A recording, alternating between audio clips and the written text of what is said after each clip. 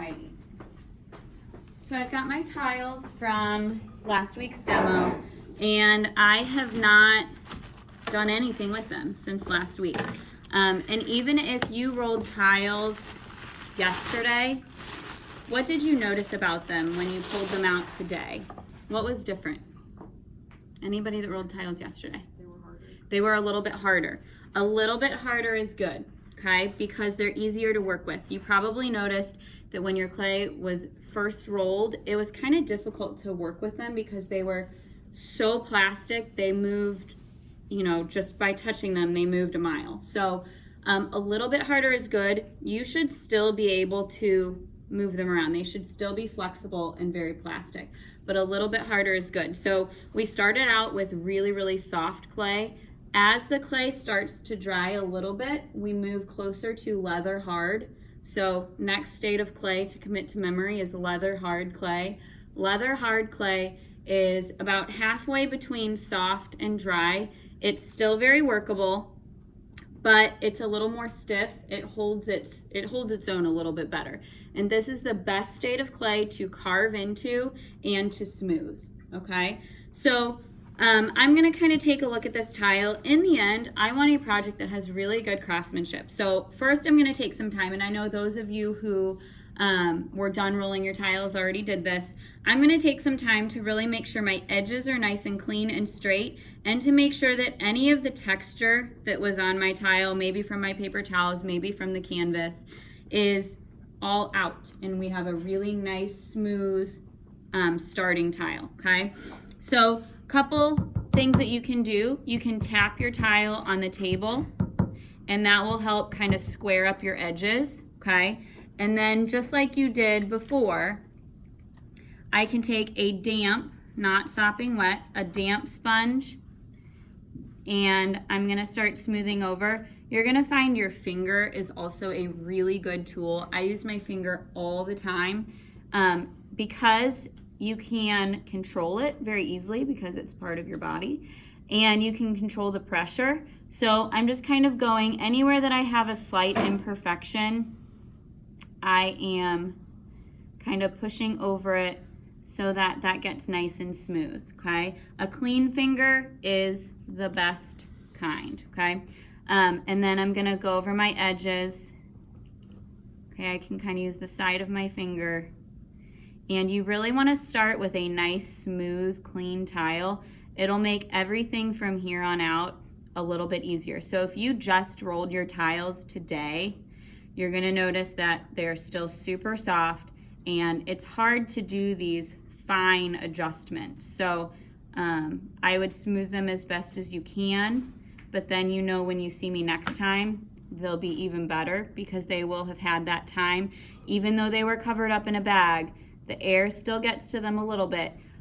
If you were to have put them all separate, they would be way too hard to work with, okay? That's why we wanna keep them stacked as long as possible so that they don't get too hard, okay?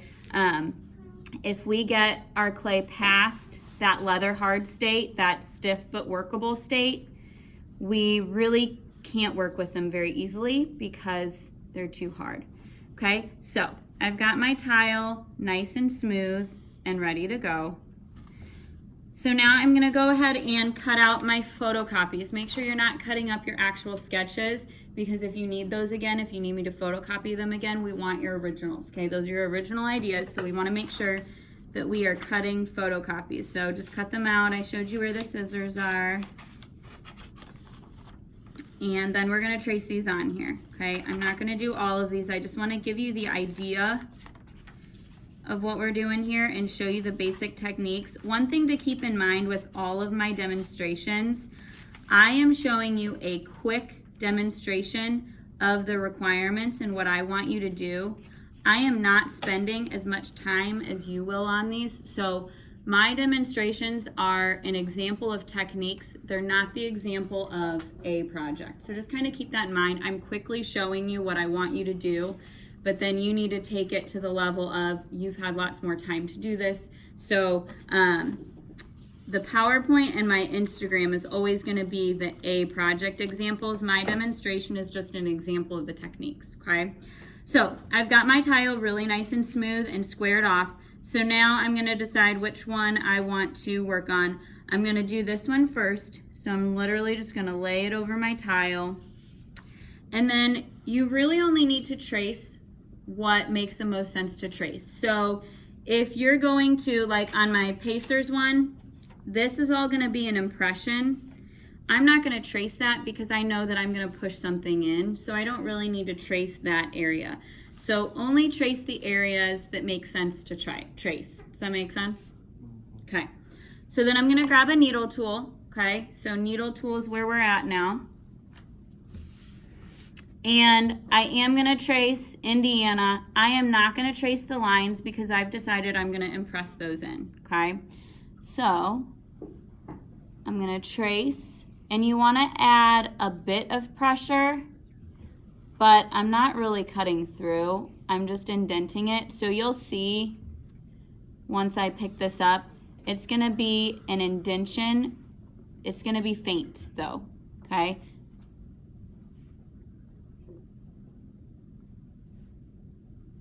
Okay, and then I'm going to trace my heart.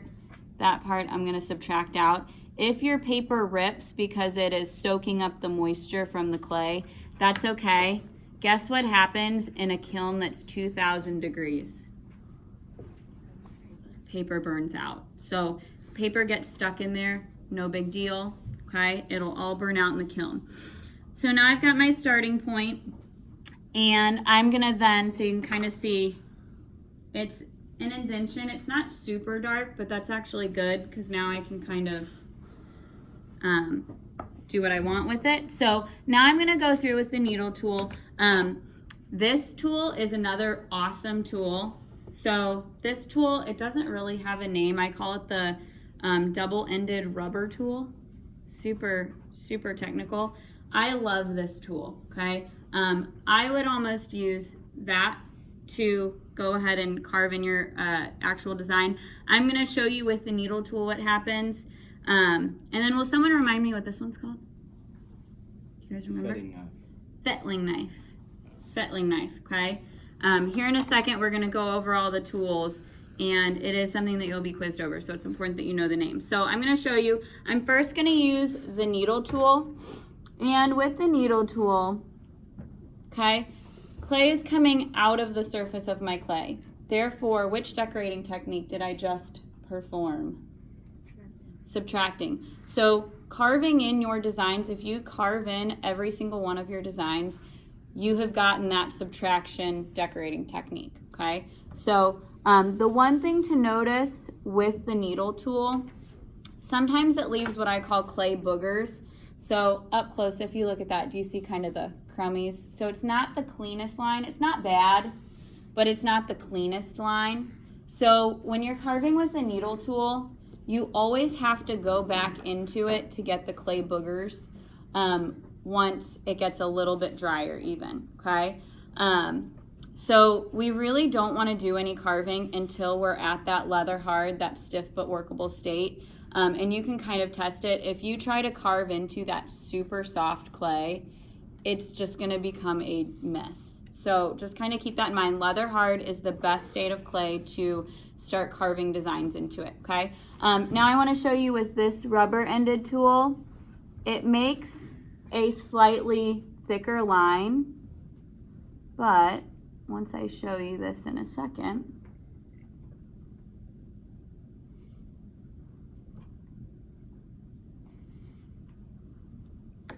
which one looks cleaner, the needle tool or that one?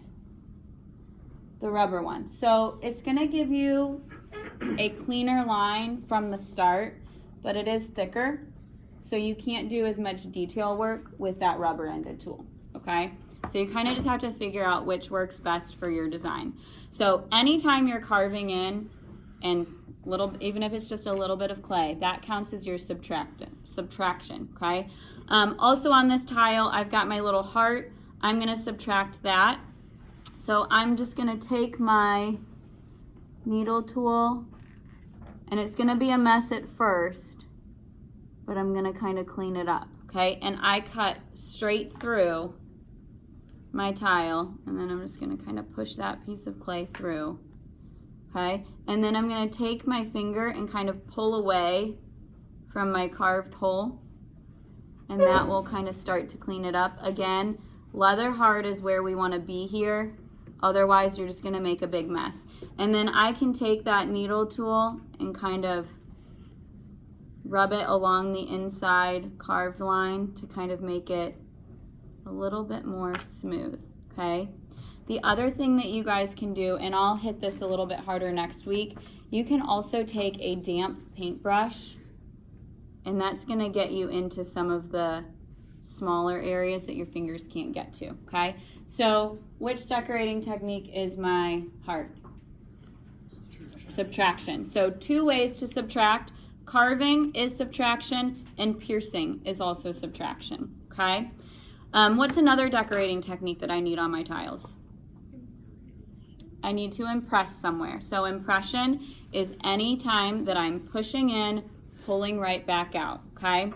So if we think about it, some of my little circles, okay, if you've got circles, you can use the stencils again, but if you look at all of these tools, they all have circular ends. So you can use the tool for whatever purpose you see fit as long as you're not breaking the tool, okay?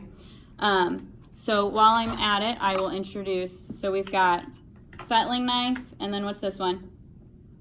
Needle tool. These ones, and then also these ones, are small and large ribbon tools, okay? And I'm gonna show you the purpose of them here in a second. Large ones are really good for taking out big chunks of clay if you need to carve something out. And then the smaller ones are good for taking out smaller amounts of clay. They are also, the smaller ones, good for carving. So if you wanted a thicker line, so if I went back through over my needle tool line, clay is obviously coming out of the surface. That's gonna count as subtraction. So just kind of like the rubber-ended tool, the small ribbon tools are gonna make an immediately cleaner line, but it's a lot thicker, so you can't do super detail work with the ribbon tools, okay? So if I want an impression of a circle, push in, pull right back out. No clay came out of the surface, it just displaced itself. That's a stamp, that counts as impression, okay? So I could use that one if you want a bigger circle, okay? If you want an even bigger circle. Those all count as impression. Other things that would be good for impressing, okay, we've got all of our plastic texture plates. If you take this, and then if you take one of the smaller double-ended rolling pins over that, it's gonna leave impression. You might try both sides. Sometimes one side works better than the other, okay? So that's an impression. Clay did not come out of the surface, it was just displaced. The other tools that I really like for impression, these are wooden modeling tools, okay? Wooden modeling tools, and they all have different ends. So I always have kids that use the ones that kind of look like a thumb. If you push them in over and over again and then layer it, it starts to look like fish scales, okay? So if you look at that, kind of looks like fish scales. Okay, so pushed it in, pulled it right back out, no clay came out of the surface, that counts as impression. So anytime you're pushing something in, pulling it right back out. So I've subtracted, I've impressed, what else do I need? I need to add somewhere, okay, adding clay. So I've got my chunk of clay here. Adding is anytime you add to the surface of your tile, okay? So I'm going to, maybe I'm gonna add a little circle of clay. So I'm just gonna grab a little piece of clay. I'm gonna wedge it a little bit. And then what do I need to keep in mind as far as clay thickness? Clay thickness. Quarter of an inch, okay? So anytime you're adding a piece of clay, you don't wanna add a big solid chunk, okay? It could have air pockets in it, it could explode in the kiln. You can go a little bit thicker than quarter of an inch, but we always want to stick to that quarter-inch number, okay? So maybe I'm going to add a little flat circle of clay, Okay, clearly I'm not sticking to my designs here. I just want to show you all of the techniques. Okay, so I wedged it.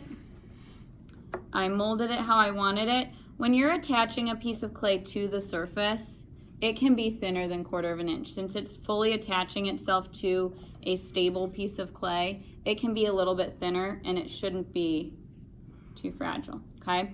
So anytime I am attaching one piece of clay to another on a project, you must slip and score, okay? Every single time. No matter how small or large the piece is, if you want one piece of clay to stick to another, you have to slip and score. If I were to just place it on there, it easily comes apart because we've got smooth surface on smooth surface.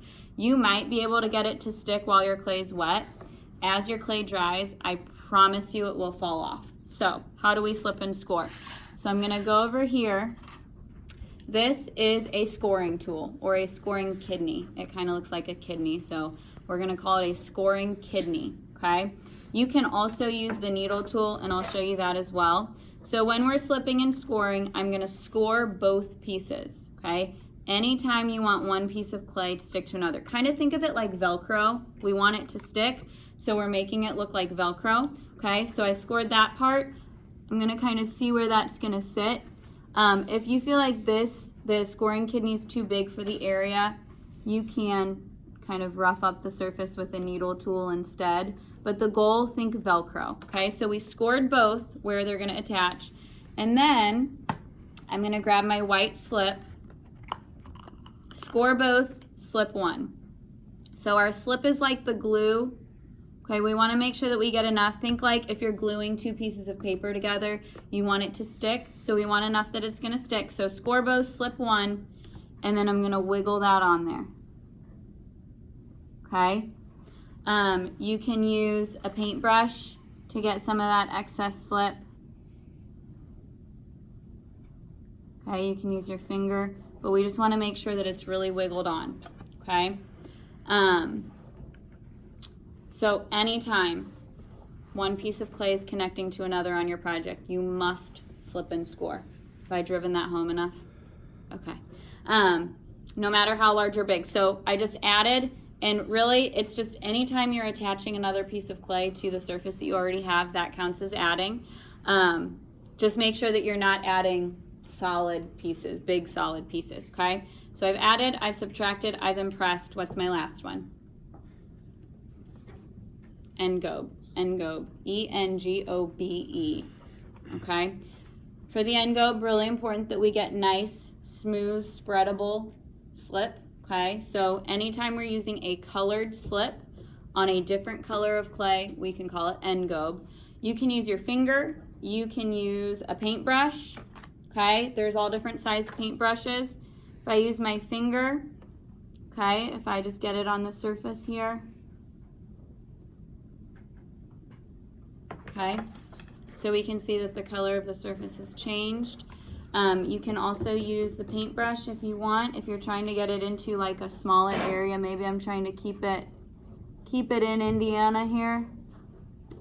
And then if you get it somewhere where you don't want it, you can take a needle tool, you can take one of the ribbon tools, you can take the rubber-ended tool and just kind of scrape the surface a little bit where you don't want it, and that'll kind of clean it up. You can also use a damp paintbrush without any slip on it, and that'll kind of take care of it too.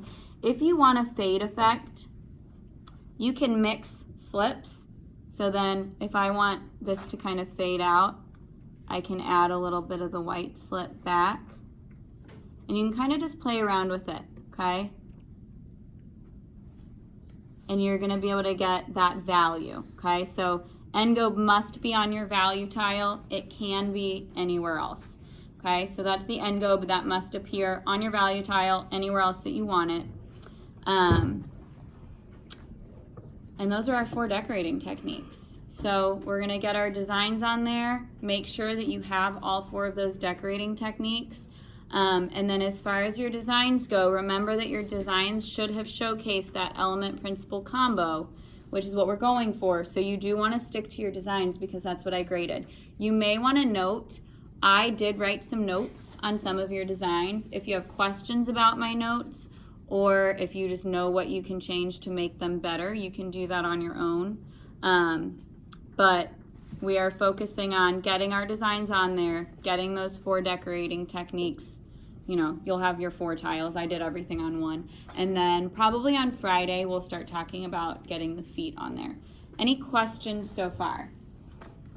Okay, so it is cleanup time. So couple cleanup reminders. Make sure you put dry paper towels in between your tiles, wet paper towel over top, bag it up, all tools and materials back where they belong, sponge your tables, crumbs in a slip barrel or a trash can not on the floor, okay? Make sure you bag everything up really well though. Will you stop for me? Yeah. Thank you.